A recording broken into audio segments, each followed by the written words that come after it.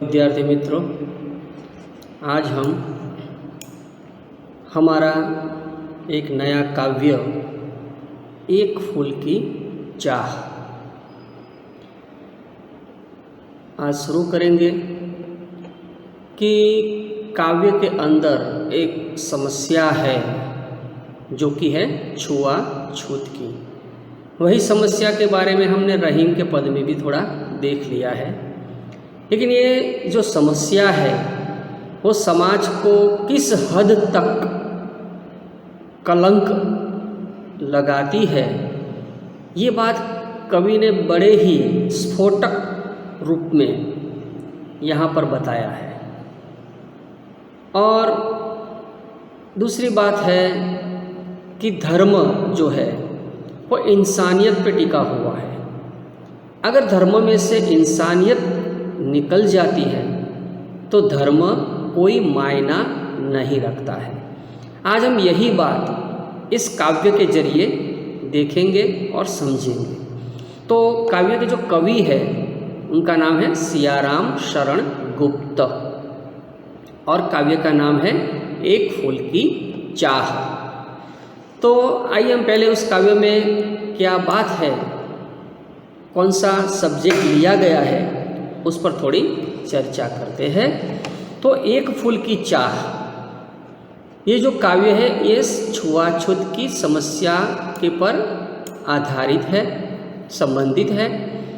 और महामारी यानी कि प्लेग, उस समय प्लेग की जो महामारी थी, जैसे अभी कोरोना चल रहा है तो कोरोना की तरह ही ये प्लेग भी एक तरफ से बड़ी महामारी मानी गई थी उस समय, और कई लोग उसमें सैकड़ों लोग मर गए थे। तो यहाँ पर उसकी बात की गई है। तो महामारी के दौरान एक अछूत बालिका उसकी चपेट में आ जाती है, और जब वह अपने जीवन की अंतिम सांसें ले रही होती है और अपने पिता से इच्छा व्यक्त करती है कि वे उसे देवी के प्रसाद का एक फूल लाकर दे। पिता असमंजस में है कि वह मंदिर में कैसे जाए, क्योंकि वह अछूत था। मंदिर के पुजारी उसे अछूत समझते हैं और मंदिर में प्रवेश करने के लिए योग्य नहीं समझते हैं। फिर भी बच्ची का पिता जो है वो अपनी बच्ची की अंतिम इच्छा पूर्ण करने के लिए मंदिर में जाता है, दीप और पुष्प अर्पित करता है और फूल लेकर लौटता है। बच्ची के पास जाने की जल्दी में वह पुजारी से प्रसाद लेना भूल जाता है, और इससे लोग उसे पहचान लेते हैं और उस पर आरोप लगाते हैं कि उसने वर्षों से बनाई हुई मंदिर की पवित्रता को नष्ट कर दिया है। वह कहता है कि उनकी देवी की महिमा के सामने उसका जो कलुष है, उसका जो कलंक है, वो कुछ भी नहीं है। परंतु मंदिर के पुजारी और अन्य लोग उसे थप्पड़ों और मुक्कों से, लातों से पीट पीट कर बाहर कर देते हैं, और इसी मारपीट में देवी का फूल भी उसके हाथों से छूट जाता है। सभी भक्तजन उसे न्यायालय में ले जाते हैं और न्यायालय उसे 7 दिन की जेल की सज़ा सुनाता है। जब 7 दिनों के बाद वह बाहर आता है और उसे अपनी बेटी की जगह उसकी राख मिलती है, यानी कि बेटी का अंतिम संस्कार कर दिया गया है, बेटी वहाँ से चली गई है, तो वो उस बेचारे को बेटी की जगह उसके अंतिम संस्कार की राख मिलती है। और इस प्रकार अछूत होने के कारण अपनी मरणासन्न बेटी की अंतिम इच्छा वो पूरी नहीं कर पाता है। ये सबसे मार्मिक टकोर है प्रसंग की, जो पाठकों के हृदय को झुंझला देती है कि छुआछूत की जो कुप्रथा है वो मानव जाति पर एक कलंक है, समाज पर एक कलंक है, और इंसानियत के प्रति, मानवता के प्रति एक घोर अपराध है। यहाँ पर जो सबसे पहली बात है कि उस समय महामारी के कारण किस तरह की अंधाधुंध फैली हुई थी, लोगों के दिलों में क्या था, किस तरह से एक तरह चींटियों की तरह लोग मर रहे थे और छोटे छोटे बच्चों के मरने के कारण माताओं के हृदय पर क्या बीतती थी, उसकी बात यहाँ पे बताई गई है। तो पहला जो है कि उद्वेलित कर अश्रु राशियाँ, उद्वेलित कर अश्रु राशियाँ, हृदय चिताए धधका कर। उद्वेलित कर अश्रु राशियाँ, हृदय चिताए धधका कर। महामारी प्रचंड हो फैल रही थी इधर उधर। महामारी इतनी व्यापक रूप से इधर से उधर फैल रही थी। महामारी, सबसे बड़ी बीमारी, सबसे बड़ा प्लेग का रोग इतना प्रचंड रूप धारण कर लिया था कि चारों ओर इधर से उधर फैल गया, जैसे अभी कोरोना फैला हुआ है उसी तरह। क्षीण कंठ यानी गला, क्षीण कंठ मृत वत्साओं का, माताओं जो बच्चे जिनके मर गए हैं उनके गले से आवाज़ भी नहीं निकल पाती थी रोने की, रो रो कर वो कंठ भी सूख गया था। करुण रुदन दरदांत निदांत, करुण रुदन दुर्दांत, दुर्दांत यानी भयंकर भयानक रुदन से भरे हुए था निज कृश रव में। आवाज़ एकदम कमज़ोर हो गई थी, गला फाड़ फाड़ के रोने के कारण। हाहाकार अपार अशांत, हाहाकार अपार अशांत। तो ये जो बातें हैं ये उसके अंदर बताई गई है। तो उसके पहले हम शब्दार्थ देख लेते हैं कि उद्वेलित यानी भाव विह्वल हो जाना, भावना में गल जाना। अश्रु राशियाँ, आंसुओं की झड़ी बरसाना। हृदय चिताए, चिता के सामने प्रतीत होने वाला दिल धधका कर, सुलगा कर, जो माताओं के हृदय में आग थी वो। महा और बड़ा, और महामारी यानी बहुत लंबे स्तर पर फैलने वाली बीमारी, जैसे अभी कोरोना फैला हुआ है उसी तरह की प्लेग की बीमारी। प्रचंड, उग्र, तीव्र। क्षीण कंठ, मरियल आवाज़, दबी हुई आवाज़। मृत वत्सा, जिनके बच्चे मर गए हो ऐसी माताएं। करुण रुदन, करुणा पैदा करने वाला रोना। दुर्दांत, भयंकर, भयानक, घोर। नितांत, बिल्कुल, एकदम। नीच, अपना। क्रूश रव, कमजोर आवाज। हाहाकार, चित्कार, चिल्लाना। अपार, अत्यधिक, बहुत ही, जिसे पार करना कठिन हो ऐसा अपार। अब मित्रों ये शब्दार्थ अगर आप एक बार समझ लेंगे तो उसका जो व्याख्या है, उसका जो भावार्थ है वो आपकी समझ में बहुत जल्दी आ जाएगा। काव्य थोड़ा लंबा है लेकिन दो चार अंतरे के बाद बिल्कुल सामान्य रूप से एक कथा की तरह वो चला जाता है, तो आपको मज़ा भी आएगा और समझ में भी जल्दी आ जाएगा। तो व्याख्या करते हैं कि कवि महामारी की भयंकरता का चित्रण करते हुए कहते हैं कि चारों ओर एक महाभयंकर महामारी फैल गई थी। उसके कारण पीड़ित लोगों की आंखों में आंसुओं की झड़ियाँ उमड़ आई थी। उनके हृदय चीताओं की भांति धधक उठे थे। सब लोग दुख के मारे बेचैन थे। अपने बच्चों को मृत देखकर माताओं के कंठ से अत्यंत दुर्बल स्वर में करुण रुदन निकल रहा था। वातावरण बहुत हृदय विदारक था। चारों ओर सन्नाटा था मौत का। चारों ओर भयंकर मौत की झंझनाहट, रुदन, क्रांत विलाप हो रहा था। सब और अत्यधिक व्याकुल कर देने वाला, सब और अत्यधिक व्याकुल कर देने वाला हाहाकार मचा हुआ था और माताएं दुर्बल स्वर में रुदन कर रही थी, मचा रही थी। अब ऐसे में एक छोटी सी बच्ची है और उसका पिता अपनी बेटी सुखिया को इस महामारी से बचाने के लिए क्या प्रयत्न करता है, किस चिंता में डूबा हुआ है, उसकी बात है यहाँ पे। बहुत रोकता था सुखिया को, बहुत रोकता था सुखिया को, न जा खेलने को बाहर। नहीं खेलना रुकता उसका, नहीं ठहरती वह पल भर। मेरा हृदय कांप उठता था, सुखिया का पिता बोलता है, मेरा हृदय कांप उठता था। बाहर गई निहार उसे, उसे बाहर जाती देखकर मेरा हृदय फड़क उठता था, धड़क उठता था, कांप उठता था।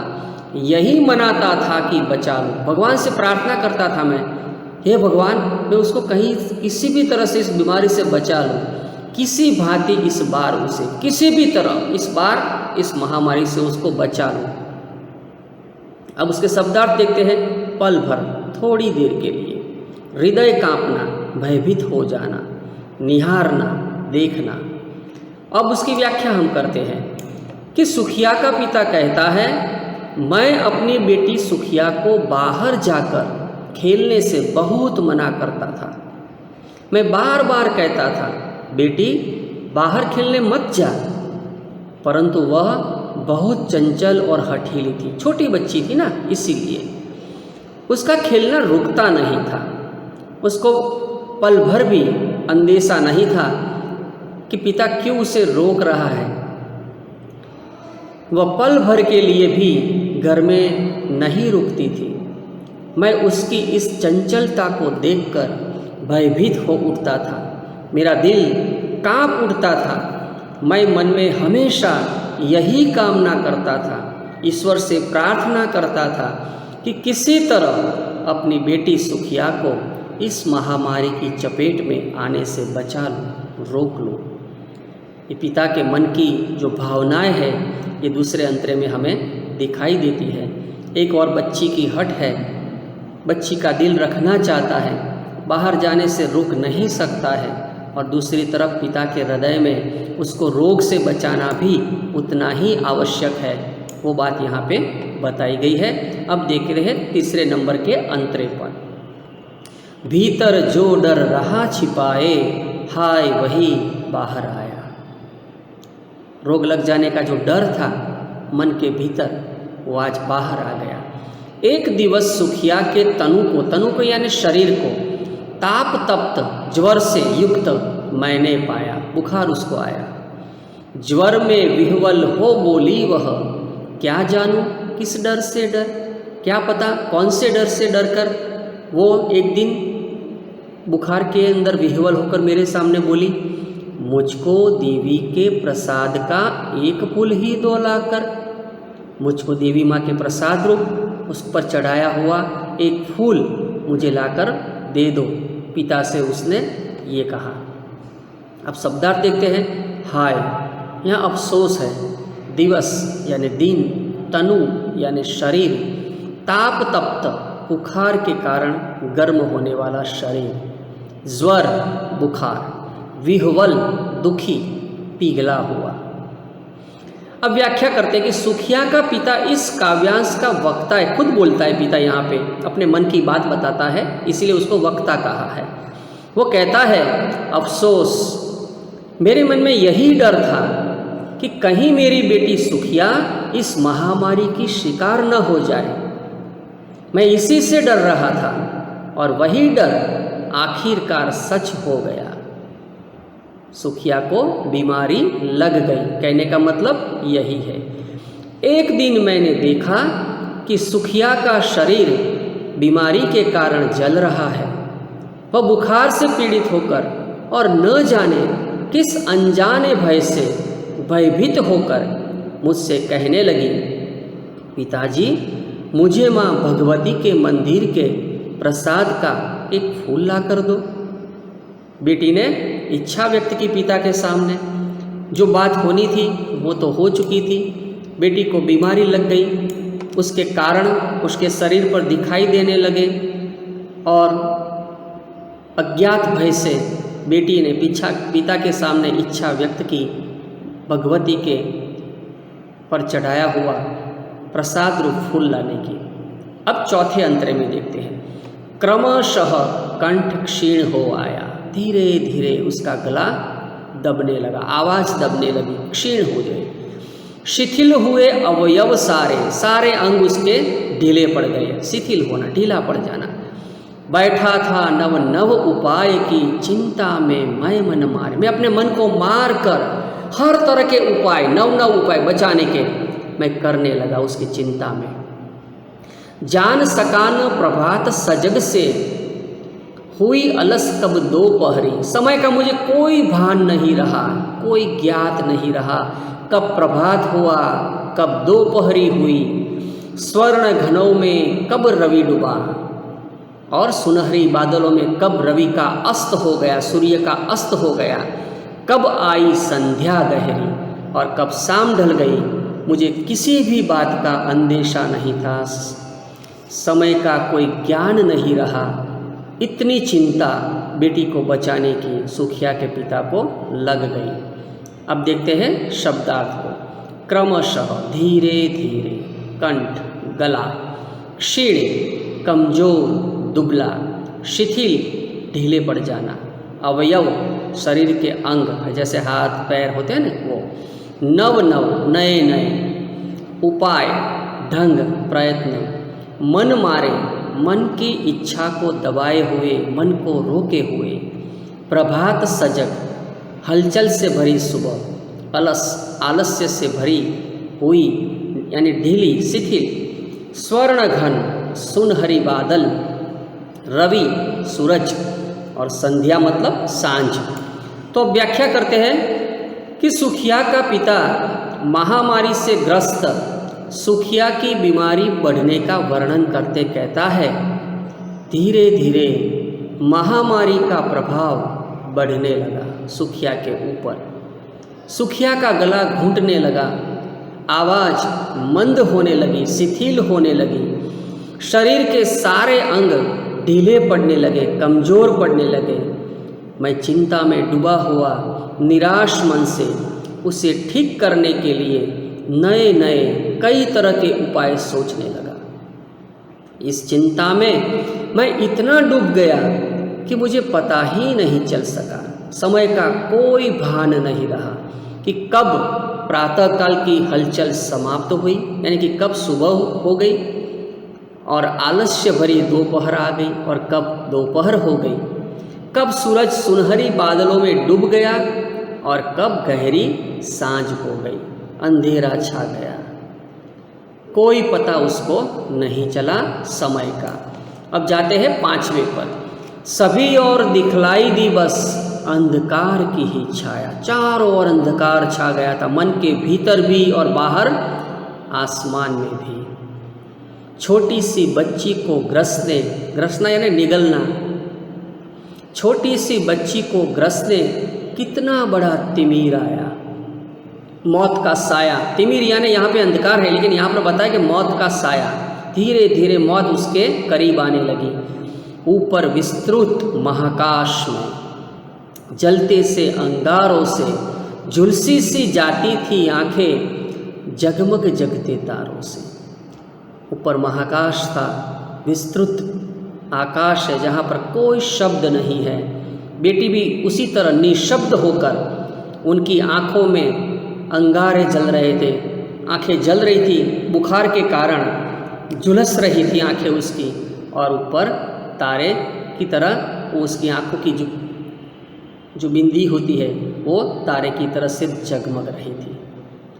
शब्दार्थ देखते हैं। अंधकार अंधेरा, छाया प्रभाव, ग्रसना निगल जाना, तिमिर अंधेरा, विस्तृत चौड़ा, महाकाश खुला आकाश, झुलसी सी, झुलसी सी मतलब जली सी, जगमग चमकते।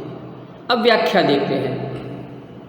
सुखिया का पिता सुखिया की बीमारी के कारण हुई निराशा का वह वर्णन करता है।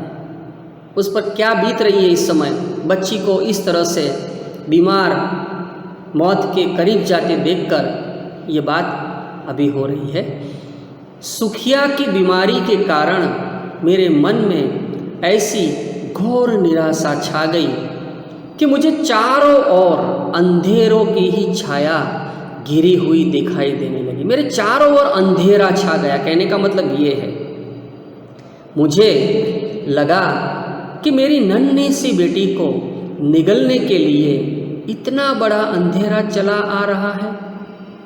मेरी छोटी सी नन्ही सी बेटी को गल जाने के लिए, निगलने के लिए इतना बड़ा अंधेरा यानी मौत का साया चला आ रहा है और मैं कुछ नहीं कर पा रहा हूँ। जिस प्रकार खुले आकाश में जलते हुए अंगारों के समान तारे जगमगाते रहते हैं, उसी भांति सुखिया की आंखें ज्वर के कारण जली जाती थी। यानी कि वो बेहद बीमार हो रही थी, मौत के करीब धीरे धीरे वो जा रही थी और सुखिया का पिता उसे कई उपायों के बावजूद भी कोई फर्क नहीं पड़ रहा था, बचा नहीं पा रहा था।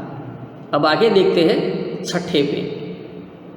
देख रहा था जो सुस्थिर हो, नहीं बैठती थी क्षण भर। सुखिया की बात है यहाँ पे, जो कभी भी सुस्थिर बैठती नहीं थी, छोटी सी बच्ची थी, बार बार इधर से उधर उधर से इधर दौड़ती रहती थी, और आज वो किस स्थिर में सुस्थिर होकर लेटी रही है, लेटी पड़ी है। पिता उसे देख रहा है। हाय, वही चुपचाप पड़ी थी, आज चुपचाप होके वो बिस्तर पे पड़ी है। अटल शांति सी धारण कर, बिल्कुल शांत हो गई है। जो पल भर के लिए बोलना नहीं छोड़ती थी, चलना फिरना दौड़ना नहीं छोड़ती थी, वो आज एकदम शांत होकर बिस्तर पे मौत का इंतज़ार करते हुए लेटी है।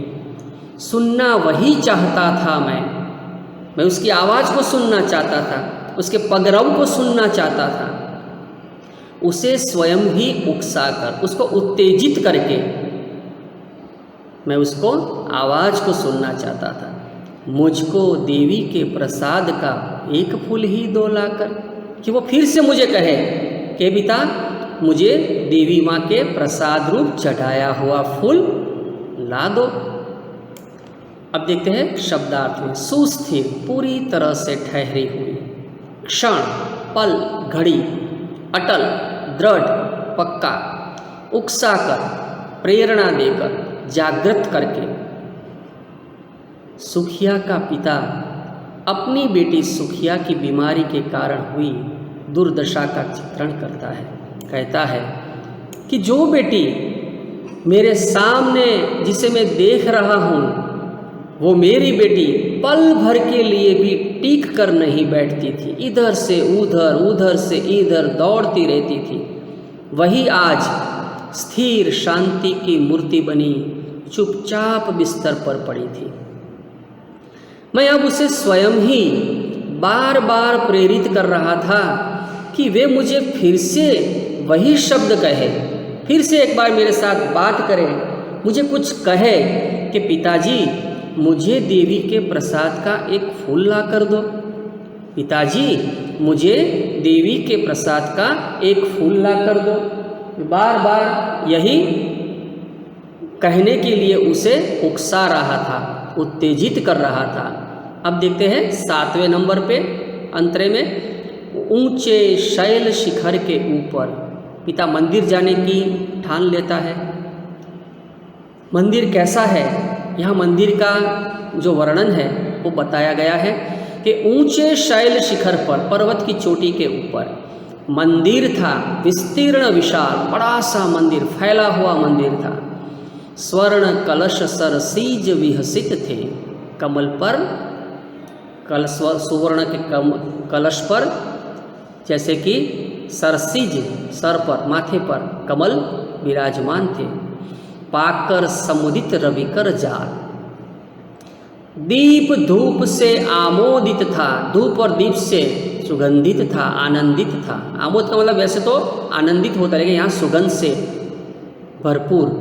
मंदिर का आंगन सारा गूंज रही थी भीतर बाहर मुखरित उत्सव की धारा। गूंज रही थी भीतर बाहर मुखरित उत्सव की धारा।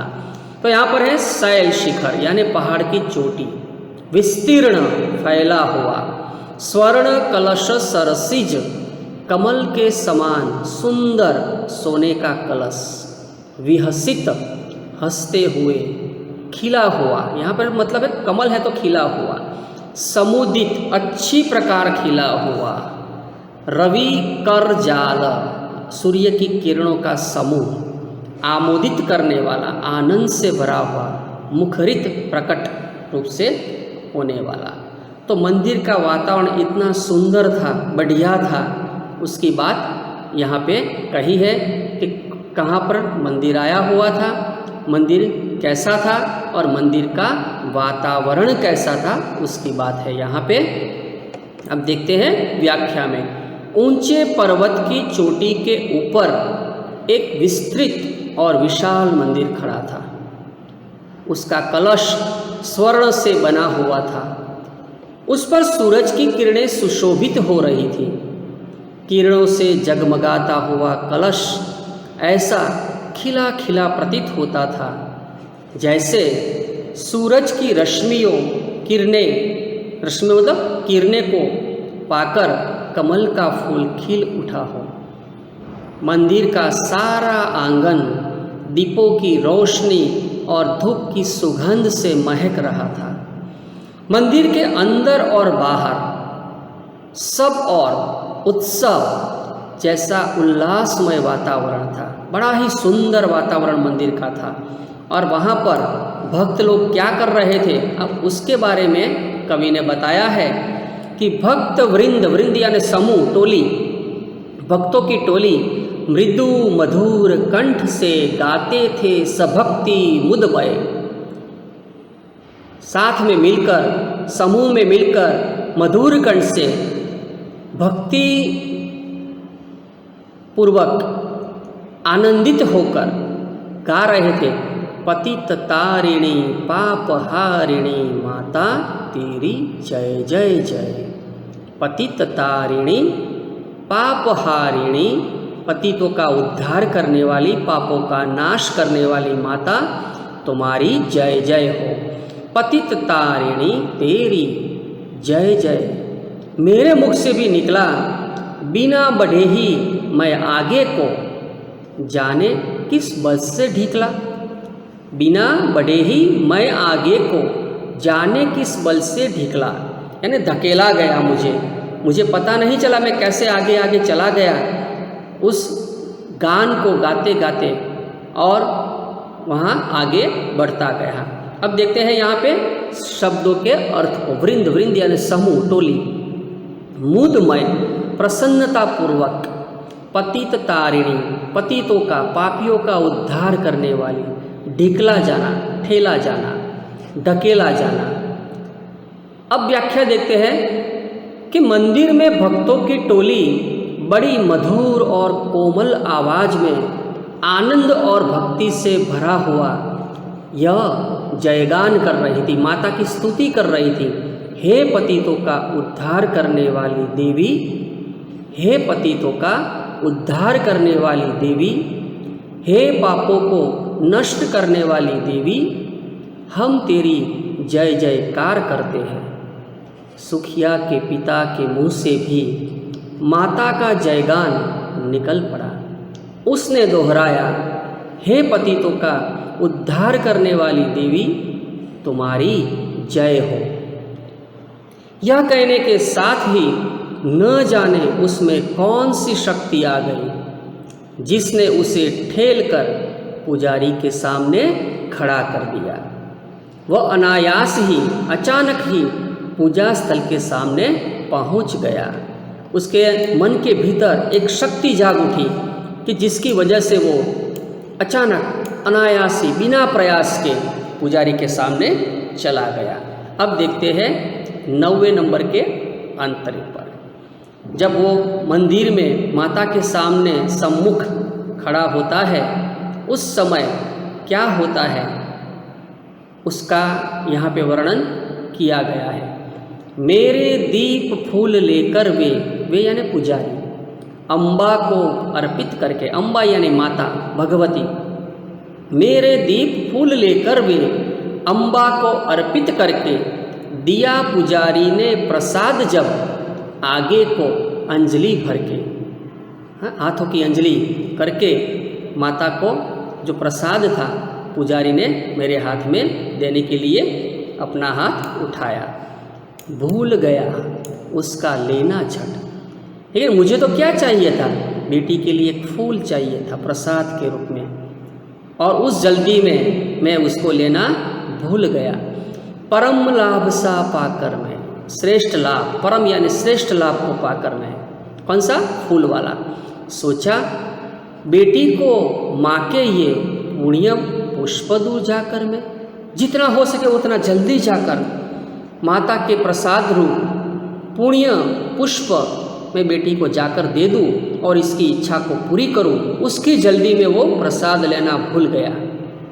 अम्बा माँ देवी अर्पित भेंट चढ़ना, अंजलि, दोनों हाथों का संपुट, परम लाभ, परमात्मा की कृपा, बहुत बड़ा लाभ, पुण्य, पवित्र, पुष्प, फूल।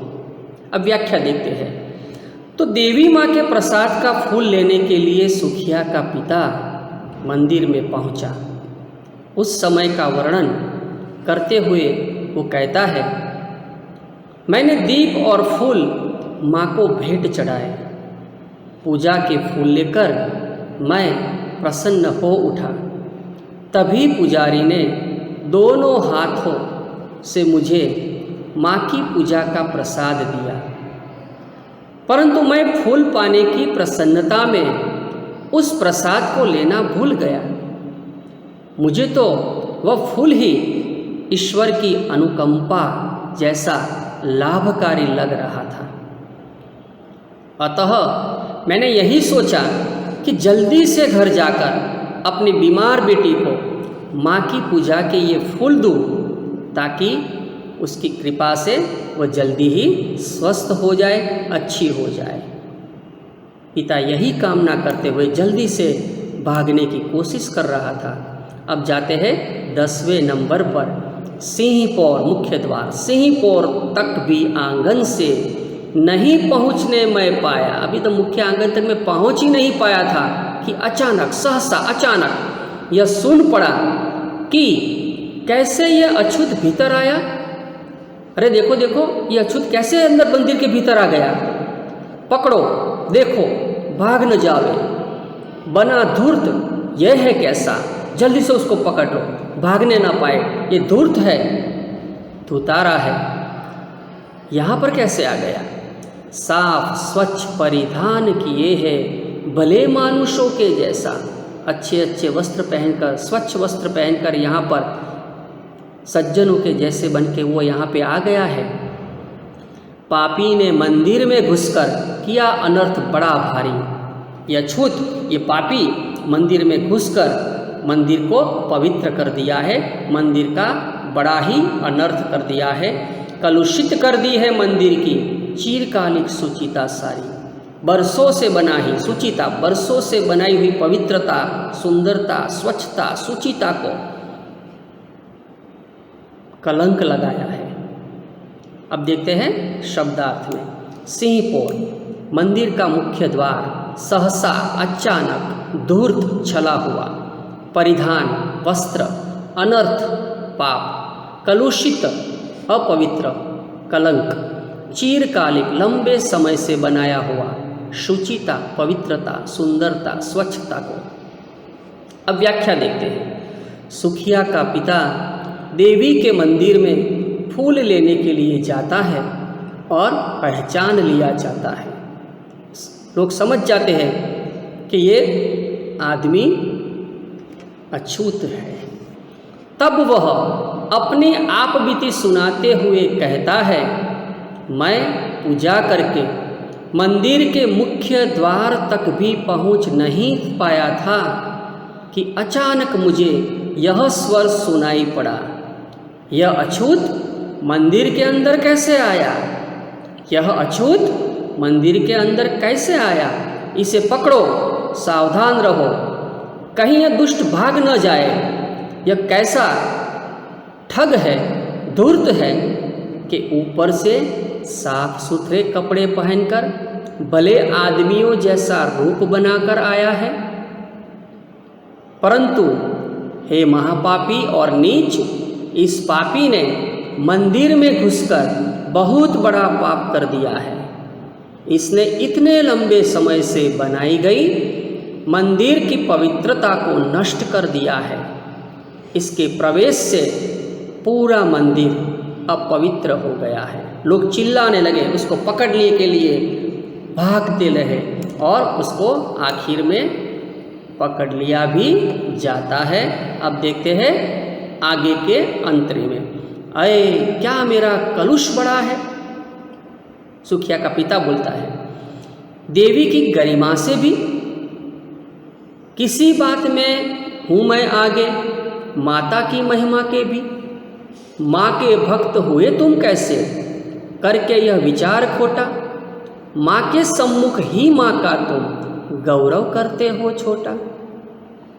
मेरा कलुष क्या है, मेरा अपराध क्या है। देवी माँ की गरिमा से, देवी माँ के महत्व से भी मेरा अपराध बड़ा है। क्या मेरे आने से माता की महिमा कम हो गई है, ऐसा वो सबको कहता है। देखते हैं आगे हम।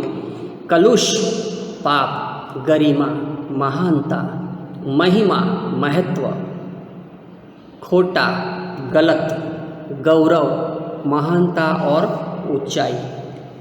सुखिया के पिता मंदिर में पूजा का फूल लेना गए। सुखिया का पिता मंदिर में पूजा का फूल लेने गया तो भक्तों ने उन्हें अछूत कहकर पकड़ लिया।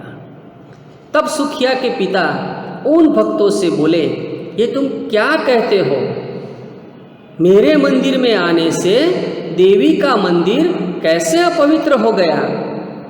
क्या मेरे पाप तुम्हारी देवी की महानता से भी अधिक बढ़कर है। क्या मेरे मैल में तुम्हारी देवी के गौरव को नष्ट करने की शक्ति है। क्या मैं किसी बात में तुम्हारी पूज्या देवी से भी अधिक बढ़कर हूँ। नहीं, ये संभव नहीं है। अरे दुष्ट, तुम ऐसा तुच्छ विचार करके भी अपने आप को माँ का भक्त कहते हो। तुम्हें लज्जा आनी चाहिए। तुम माँ की मूर्ति के सामने ही माँ के गौरव को, माँ के महत्व को नष्ट कर रहे हो। माँ कभी छूत और अछूत नहीं मानती। यह तो सबकी माँ है, पूरे विश्व की माँ है, जगदम्बा है, ऐसा वो समझाने की लोगों को कोशिश करता है। और भक्त लोग क्या करते हैं, ये बात आती है, कुछ न सुना भक्तों ने झट से। लेकिन उसकी कोई बात भक्तों ने सुनी नहीं और झट से मुझे घेर कर पकड़ लिया। उसको पकड़ लिया गया, मार मार कर मुख के घूंसे धम से नीचे गिरा दिया और सब उसे मारने लगे। जहाँ पर पवित्रता है, जहाँ पर अहिंसा है, जो सबकी माँ है, उस धाम में, उस मंदिर में अत्याचार होने लगा भक्तों के जरिए। मेरे हाथों से प्रसाद भी बिखर गया। हाँ, सबका सब, जो भी प्रसाद का फूल था मेरे हाथों में था, मुझे नीचे गिराने की वजह से मेरे हाथ से वो भी गिर गया और पत्ती पत्ती बिखर गई। हाय अभागी बेटी, तुझ तक कैसे पहुंच सके यह अब। हे बेटी, तू कितनी अभागी है। तेरे लिए बचाए हुआ ये फूल अब कैसे मैं तुझ तक पहुंचा सकूंगा। शब्दार्थ में है अभागी, भाग्यहीन। अब व्याख्या करते हैं। सुखिया का पिता अपनी बेटी की अंतिम इच्छा पूरी करने के लिए मंदिर में पूजा का फूल लेने पहुंचा तो भक्तों ने उसे अछूत कहकर पकड़ लिया। उसने उनसे प्रश्न पूछा कि क्या उसका कलुष देवी माँ की महिमा से भी बढ़कर है। इसके बाद सुखिया का पिता अपनी आप बीती सुनाते हुए कहता है, देवी के उन भक्तों ने मेरी बातों पर बिल्कुल ध्यान नहीं दिया। उन्होंने तुरंत मुझे चारों ओर से घेर कर पकड़ लिया और फिर उन्होंने मुझे मुक्के घूंसे मार मार कर नीचे गिरा दिया। उस मारपीट में मेरे हाथों से देवी माँ का प्रसाद भी पुष्प बिखर गया। मैं अपनी बेटी को याद करने लगा। हाय अभागी बेटी, देवी का ये प्रसाद तुझ तक कैसे पहुँचाऊँ। तो कितनी अभागी है। और उसके बाद सब भक्त लोग सुखिया के पिता को न्यायालय में, कोर्ट में ले जाते हैं, उस समय का दृश्य है। 13वें नंबर में, न्यायालय ले गए मुझे में, सब मुझे न्यायालय में ले गए, 7 दिवस का दंड विधा। न्यायाधीश ने इस जुर्म के कारण, मंदिर में घुसने के कारण मुझे 7 दिवस की सजा दी। मुझको हुआ था मुझसे देवी का महान अपमान, क्योंकि मैंने देवी का घोर अपमान किया था। मैंने स्वीकृत किया दंड वह, शीश झुकाकर चुप ही रह। मैं कुछ नहीं कह सका और मैंने शीश झुकाकर उस दंड को स्वीकार कर लिया। उस असीम अभियोग दोष का, अपराध का, वियोग का, अपराध का क्या उत्तर देता, क्या कहे, मैं क्या उसका उत्तर देता और क्या कहता न्यायाधीश को? 7 रोज ही रहा जेल में, या कि वहाँ सदियों बीती। वैसे तो मैं 7 दिन तक ही जेल में रहा, लेकिन मुझे लगा कई सदियाँ यहाँ बीत गई है। अविश्रांत वर्षा करके भी आंखें तनिक नहीं रोती। मेरी आंखें रो रो के इतनी सूख गई थी कि अब वो आंसू भी नहीं बरसा रही थी। दिवस यानी दिन, दंड विधान, सजा, दंड की व्यवस्था, स्वीकृत, स्वीकार किया हुआ, दंड यानी जुर्माना, शीश, सिर, असीम, बहुत अधिक, अभियोग, आरोप लगाया, दोष, कमी, गलती, सदियाँ, सैकड़ों वर्ष, अविश्रांत, बिना थके, रीति खाली हुई। अब व्याख्या करते हैं उसमें। सुखिया का पिता अपनी बेटी सुखिया की इच्छा पूरी करने के लिए देवी माँ के मंदिर में पहुँचा। उसने पूजा के फूल लिए, तभी भक्तों ने उसे पहचान लिया और उसे खूब पीटा। उसके बाद सबने मिलकर उसे न्यायालय में ले जाए गए। उस पर अछूत होकर मंदिर में प्रवेश करने का आरोप लगाया गया। न्यायालय ने उसे इस दोष के लिए 7 दिन की जेल की सजा सुनाई। न्यायालय ने कहा कि सुखिया के पिता ने जानबूझकर देवी का घोर अपमान किया है।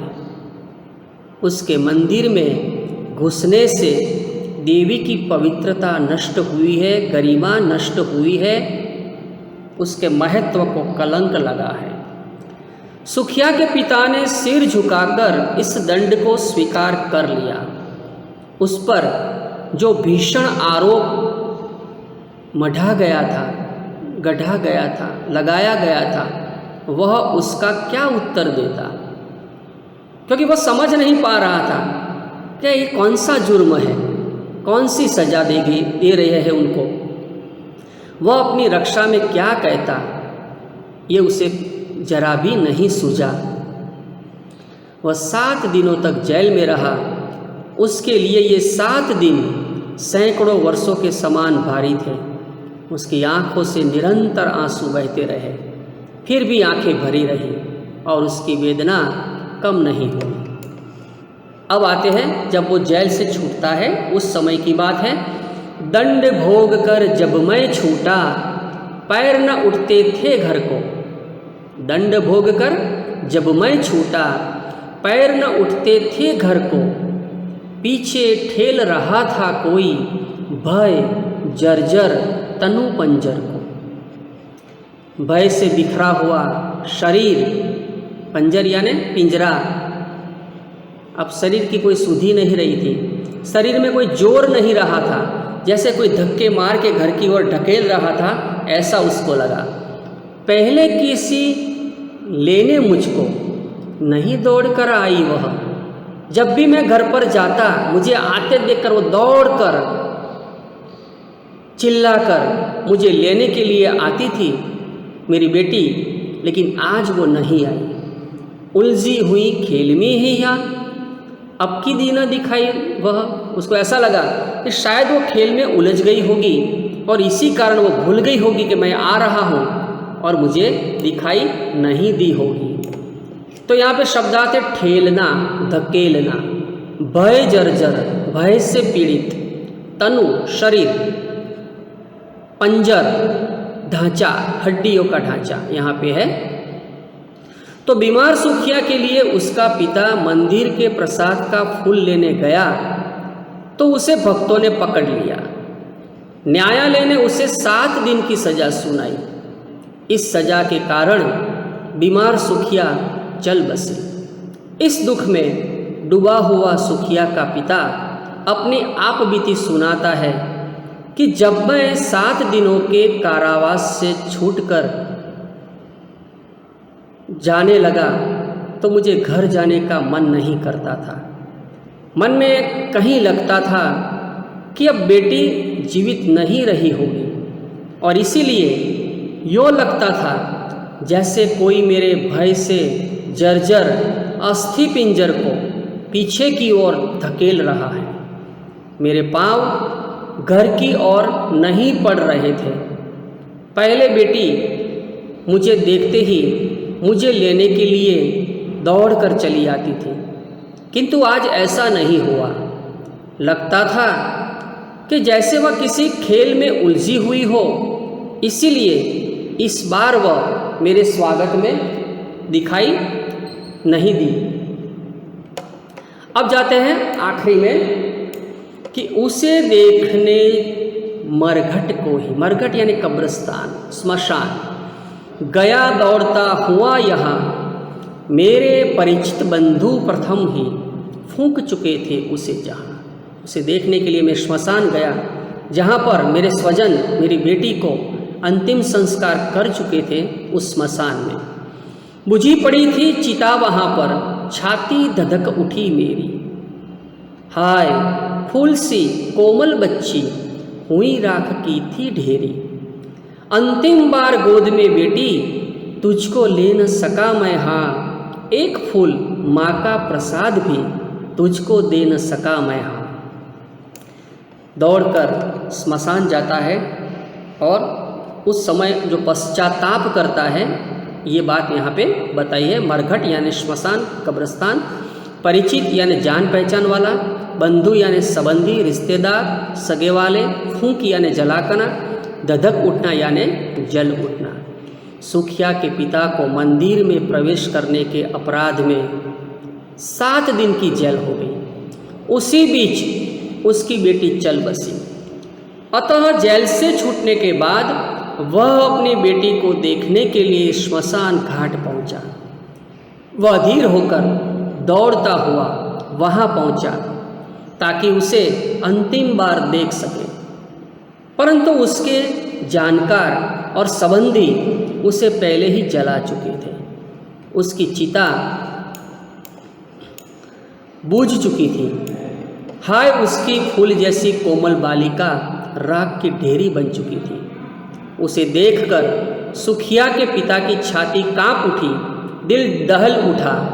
सुखिया का पिता अपनी पीड़ा व्यक्त करते हुए अपनी मृत बालिका को संबोधित करते हुए कहता है, हे प्रिय बेटी सुखिया, मैं तुझे अंतिम बार अपनी गोद में न ले सका।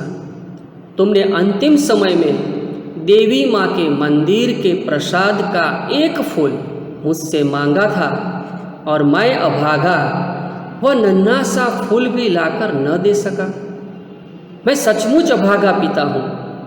अछूत होने के कारण मैं सचमुच अभागा इंसान हूँ। तो मित्रों, आज हमने जो एक्सप्लेन किया है, आशा करता हूँ वो आपकी समझ में आ जाएगा। दूसरे हफ्ते में एपिसोड में आपको क्वेश्चन और आंसर मैं समझाऊंगा।